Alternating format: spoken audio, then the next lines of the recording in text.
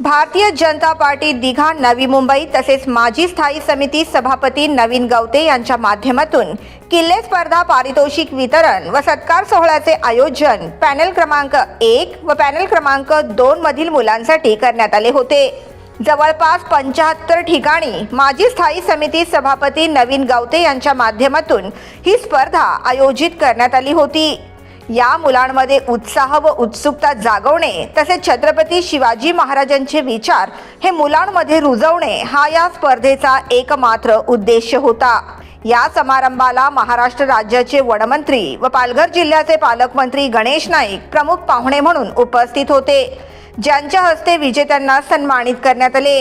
यावेळी आपली भावना व्यक्त करताना गणेश नाईक यांनी सांगितले की गड किल्ले स्पर्धेचा मुख्य उद्देश केवळ शौर्याच्या बाबी ऐकण्यासाठी नाही तर त्यांचे अनुकरण करण्यासाठी आहे। दिघा विभागातील भारतीय जनता पक्षाच्या सर्व प्रमुख कार्यकर्त्यांनी नवीन गवते, अपर्णा गवते, युवकचे अध्यक्ष RPIचे ओहल आणि निकेतन पाटील भाजपचे या सर्वच लोकांच्या माध्यमातून इथं स्पर्धा भरवली गड किल्ल्यांची आणि त्याचं पारितोषिक वितरण समारंभ या ठिकाणी संपन्न होत आहे। एकूणच छत्रपती शिवाजी महाराजांच्या डॉक्टर बाबासाहेब आंबेडकरांच्या जीवनातल्या ज्या काही बाबी आहेत त्या नुसत्या ऐकण्यासाठी नाही तर त्याचं अनुकरण करण्यासाठी तरुणांनी पुढे यावं अशा प्रकारचं आव्हान सर्व घटकांनी त्यांना केलेलं आहे। आणि एकूणच या ठिकाणी देशाची अखंडता टिकण्यासाठी जे जे धर्म, जे जात, पंथ, वर्ण, वर्ग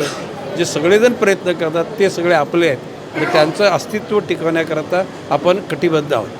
माजी स्थायी समिती सभापती नवीन गवते यांनी सांगितले की अशा स्पर्धांमुळे मुलांमध्ये उत्सुकता निर्माण होते, चैतन्य संचारते तसेच महाराजांच्या विचारांचे आदान प्रदान होतात।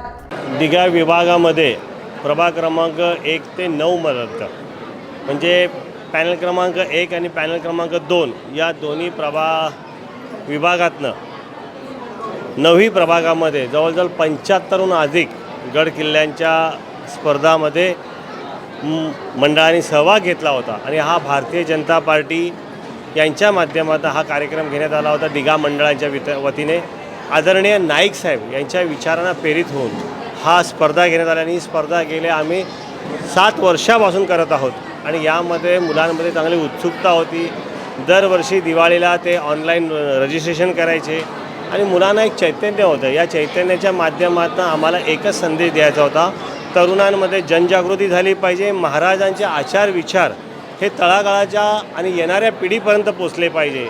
मी तर मुलांना सांगितलं का आपली ही संस्कृती, आपला हा वारसा हा चालू ठेवला पाहिजे, हिंदू संस्कृती ही जागृत राहिली पाहिजे। त्याचबरोबर आपण मे महिन्याच्या सुट्टीमध्ये किंवा दिवाळीच्या सुट्टीमध्ये गावाला जाऊन वेळ घालवण्यापेक्षा आपण जर आपले गडकिल्ले पाहिले किंवा त्याचं संरक्षण करण्यासाठी आपण जर काय करता आलं तर आपण नक्कीच प्रत्येकाने प्रयत्न केले पाहिजे आणि हा आपला वारसा जागा ठेवण्यासाठी हा आपण किल्ले स्पर्धा घेतलेली आणि याच्यामध्ये खूप चांगल्या पद्धतीने यामध्ये मुलांचा सहभाग झाला।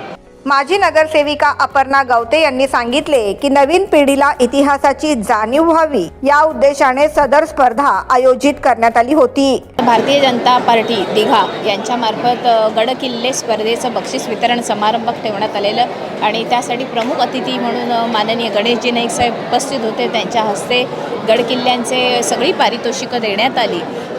हे जे गडकिल्ले स्पर्धा आहे ही स्पर्धा ठेवण्यामागचं प्रयोजनच हे आहे की मुलांना किंवा नवीन येणाऱ्या पिढीला आपला इतिहास हा माहिती असला पाहिजे। आपण आज जे स्वतंत्र उपभोगतो आहे ते कोणामुळे आणि कशामुळे आहे, काय त्या किल्ल्यांचा इतिहास आहे, आपण कसं स्वातंत्र्य मिळवलं आणि ह्या सगळ्या गोष्टीचं संवर्धन केलं पाहिजे। गडकिल्ले हा नुसता टुरिस्ट स्पॉट नाही आहे, तर ते कसे उभे राहिले, त्यामागचा इतिहास काय आहे, त्यासाठी कोणी कोणी बलिदान दिलं आणि काय काय दिलं आहे, ह्या सगळ्याचा इतिहास मुलांना माहीत पडला पाहिजे। जेव्हा गडकिल्ले आम्ही पाहायला जातो तेव्हा आम्ही त्यांना प्रश्न विचारतो आणि आम्ही प्रश्न विचारच्या आधी मुलं आम्हाला त्याची डिटेल माहिती देतात की किती बुरुज होते, कुठे पाण्याची सोय करण्यात आलेली होती, अंबरखाना कुठे आहे, या सगळ्या गोष्टी ज्या सांगितल्या जातात त्याने ह्या सगळ्या गोष्टी माहीत पडतात। आणि बऱ्याच मुलांनी ह्या वेळेला प्रतापगड बनवला होता आणि कार्यक्रमाच्या वेळेला सुद्धा आम्ही प्रतापगडाचा पोवाडा लावला होता। त्यामार्फत मुलांना हे सांगायचं आहे की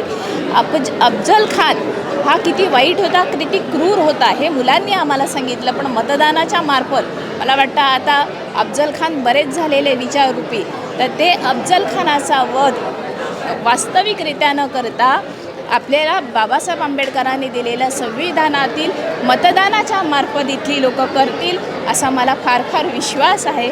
अशीच लोकांकडनं येणाऱ्या मतदानामध्ये निवडणुकीमध्ये अपेक्षा बाळगते की तुम्ही तुमचं मत हे योग्य ठिकाणी लावाल अशी आशा आहे।